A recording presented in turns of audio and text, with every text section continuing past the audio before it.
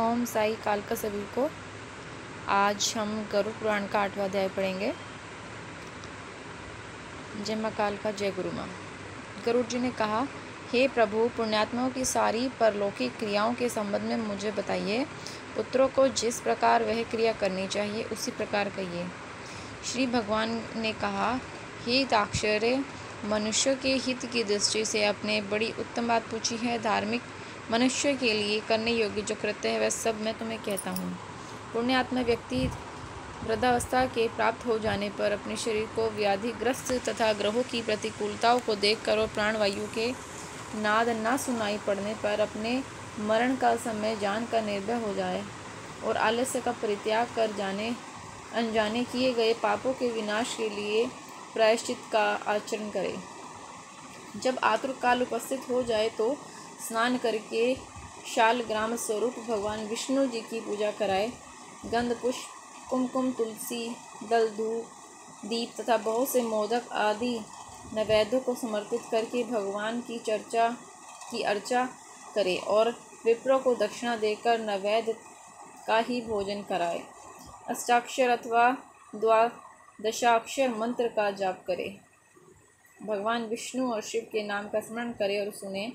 भगवान का नाम कानों से सुनाई पड़ने पर वह मनुष्य के पाप को नष्ट करता है। रोगी के समीप आकर बांधवों को शोक नहीं करना चाहिए। प्रत्युत मेरे पवित्र नाम का बार बार स्मरण कीर्तन करना चाहिए। विद्वान व्यक्ति को मत्स्य, कूर्म, वराह, नरसिंह, वाहन, परशुराम, राम, कृष्ण, बुद्ध और कल्कि इन 10 नामों का सदा स्मरण कीर्तन करना चाहिए। जो व्यक्ति रोगी के समीप उपयुक्त नामों का कीर्तन करते हैं वे ही उसके सच्चे बांधव कहे गए हैं। कृष्ण, ये मंगलमय नाम जिसकी वाणी से उच्चारित होता है उसके करोड़ों महापातक तत्काल भस्म हो जाते हैं। मरणासन अवस्था में अपने पुत्रों के बहाने से नारायण नाम लेकर अजामिल भी भगवान धाम को प्राप्त हो गया तो फिर श्रद्धापूर्वक भगवान के नाम का उच्चारण करने वाले उनके विषय में क्या कहना। दूषित चित्त वाले व्यक्ति के द्वारा भी स्मरण किए जाने पर भगवान उसके समस्त पापों को नष्ट कर देता है, जैसे अनिच्छा पूर्वक स्पर्श करने पर अग्नि जलाता ही है। हे द्विज, वासना के सहित पापों का समूल विनाश करने की जितनी शक्ति भगवान के नाम में है, पात की मनुष्य उतना पाप करने में समर्थ ही नहीं है।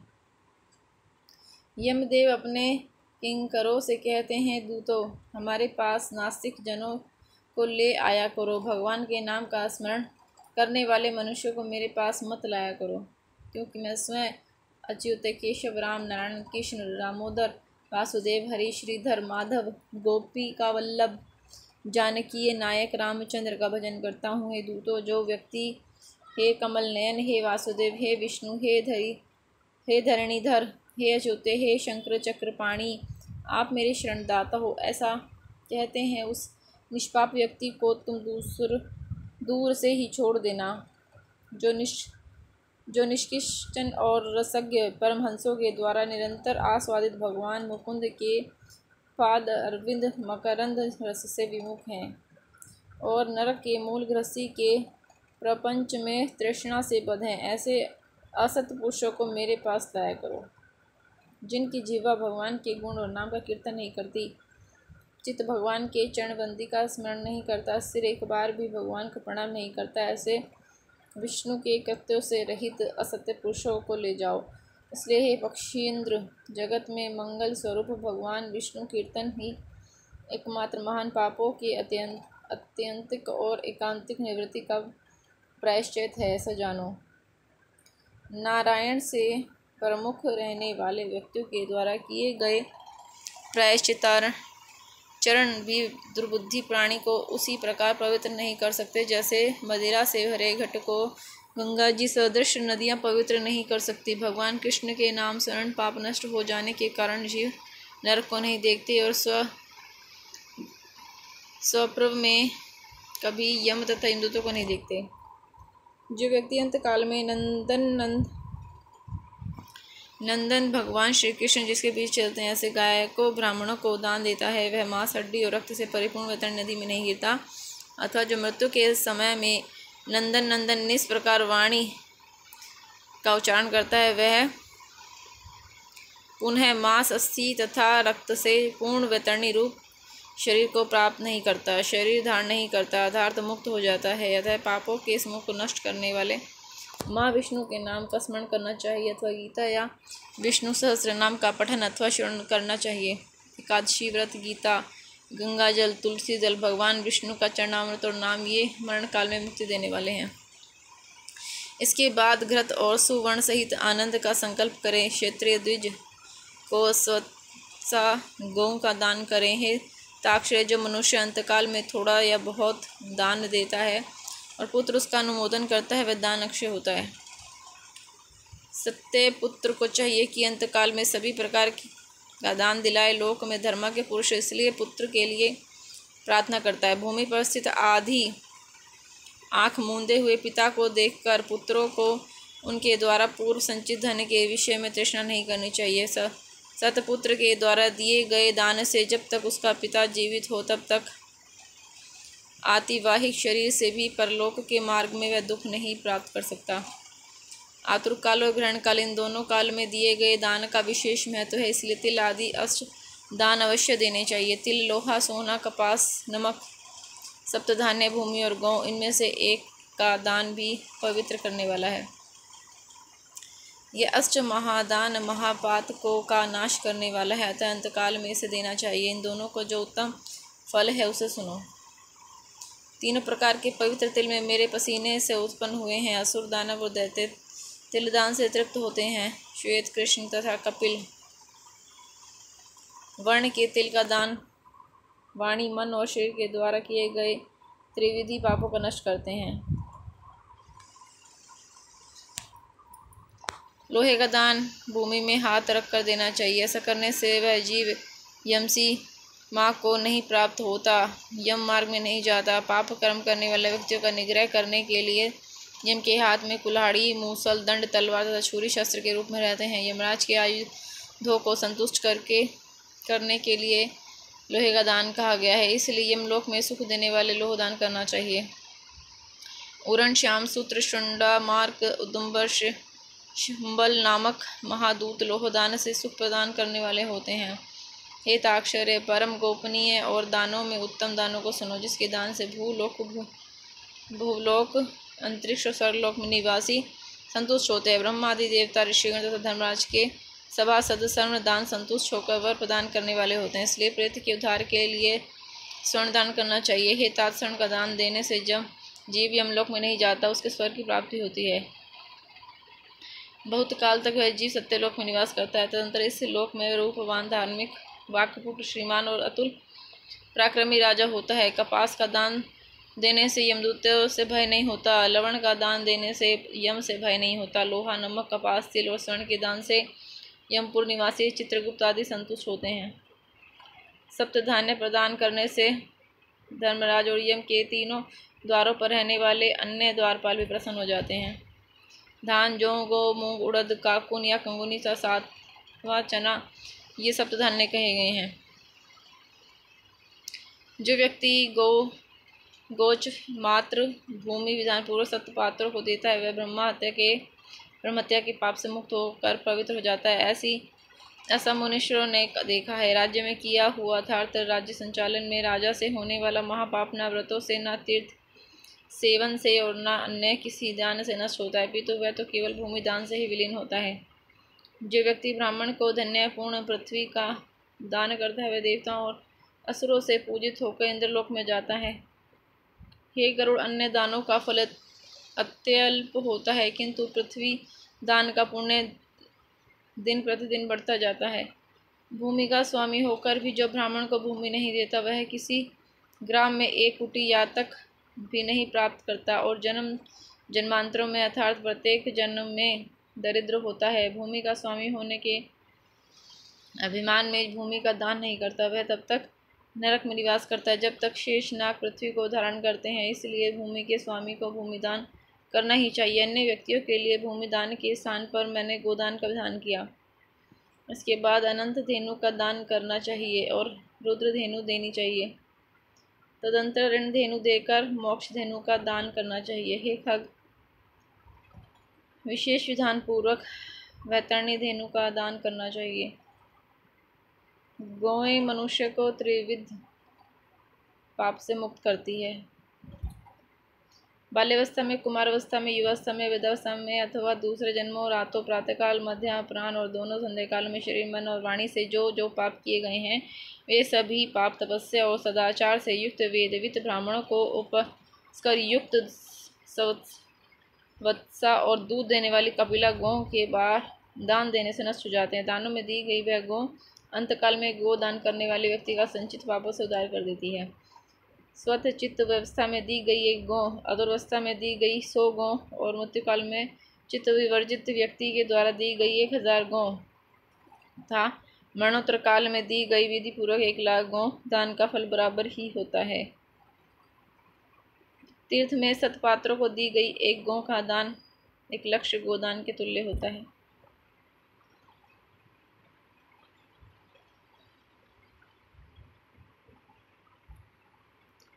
सतपात्र में दिया गया दान 1,00,000 गुना होता है, दाता को अनंत फल प्राप्त होता है और पात्रों को प्रतिग्रह का दोष नहीं लगता। स्वाध्याय और होम करने वाला तथा दूसरों के द्वारा पकाए गए अन्न को न खाने वाला अर्थात स्वयं पाकी ब्राह्मण रत्नपूर्ण पृथ्वी का दान लेकर भी प्रतिग्रह दोष से लिप्त नहीं होता। विष और शीत को नष्ट करने वाले मंत्र और आग भी क्या दोष की भागी होते हैं। अपात्र को दी गई वह गौ दाता को नरक ले जाती है और अपात्र प्रतिग्रहिता को 101 पीढ़ी के पुरुषों के सहित नरक में गिराती है। इसलिए अपनी कल्याण की इच्छा करने वाले विद्वान व्यक्ति को अपात्र को दान नहीं देना चाहिए।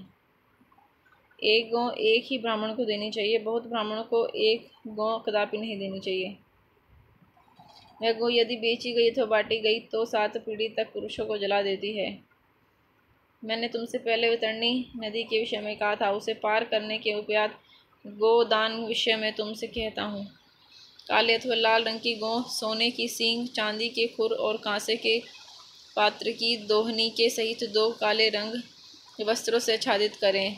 उसके कंठ में घंटा बांधे तथा कपास के ऊपर वस्त्र सहित ताम्रपत्र को स्थापित करके वहाँ लोह दंड सहित सोने की यह मूर्ति भी स्थापित करें और कांसे के पात्र में घृत रखकर यह सब ताम्रपत्र के ऊपर रखें। इसकी नींव बनाकर और रेशमी सूत्र से बांधकर भूमि पर गड्ढा खोदें या उसमें जल भर के ईख की नाव इसमें डालें।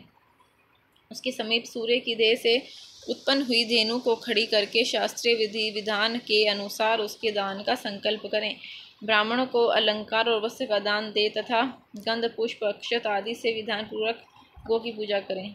गौ की पूंछ को पकड़कर रखे, ईख की नाव पर रखकर ब्राह्मण को आगे करके इस मंत्र को पढ़ें। हे जगन्नाथ, हे शरणागत वत्सल, भवसागर में डूबे हुए शोक संताप की लहरों से दुख प्राप्त करते हुए जानों के आप ही रक्षक हैं। ब्रह्मश्रेष्ठ विष्णु रूप भूमि देव, आप मेरा उद्धार कीजिए। मैंने दक्षिणा के सहित यह वैतरणी रूपी गौ को आप दिया है, आपका नमस्कार है। मैं महाभय वही यह मार्ग 100 योजन विस्तार वाली उस वैतरणी नदी को पार करने की इच्छा से आपको इस वैतरणी गौ का दान करता हूँ, आपको नमस्कार है।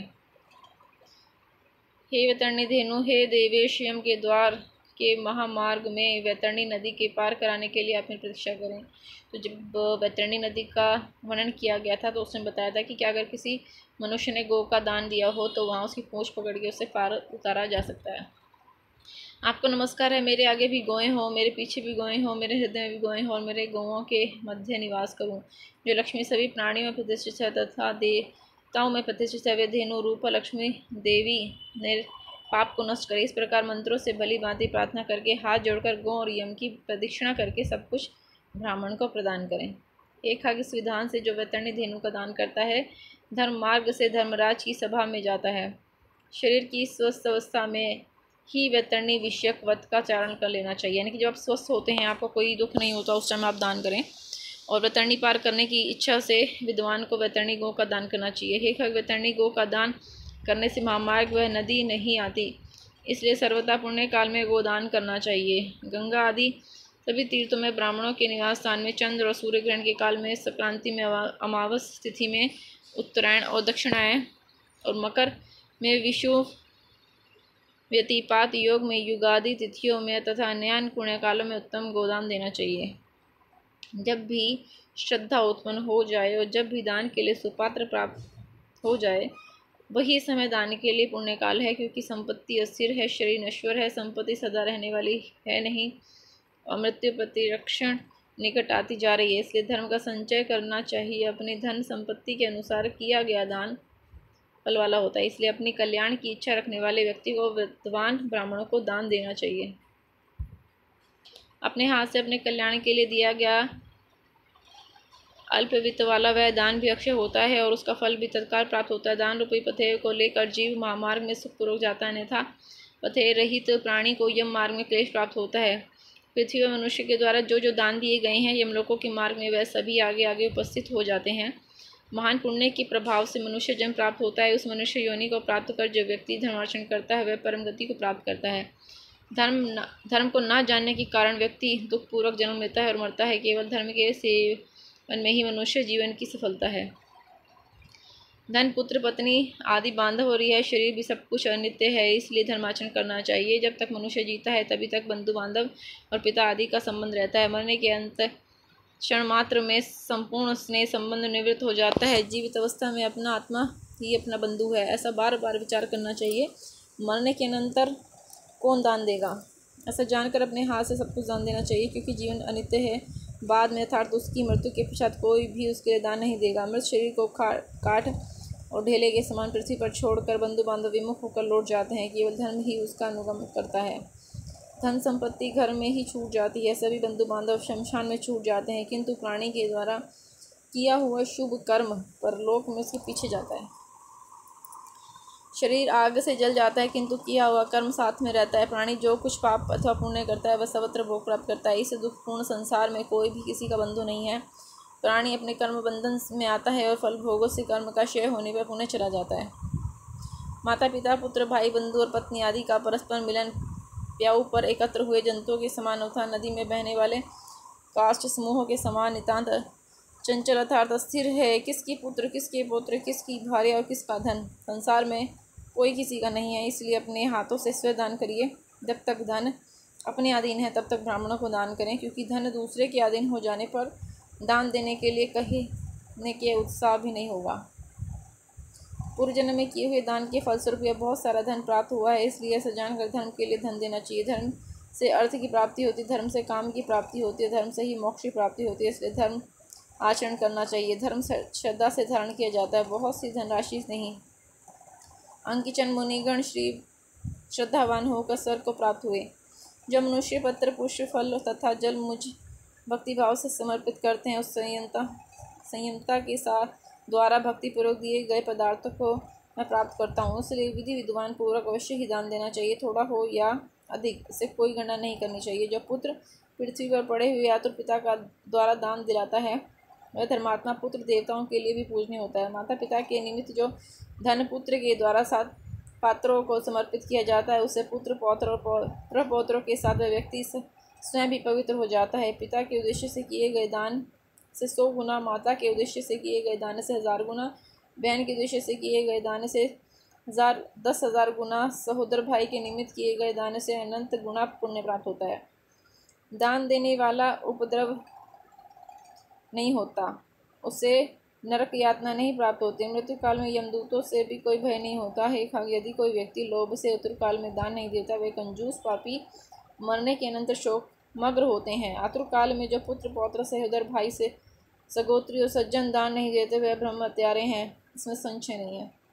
इस प्रकार गरुड़ पुराण के अंतर्गत सारोद्धार में आतुर दान निरूपण नामक 8वां अध्याय पूर्ण हुआ। जय मां काल का, जय गुरु मां।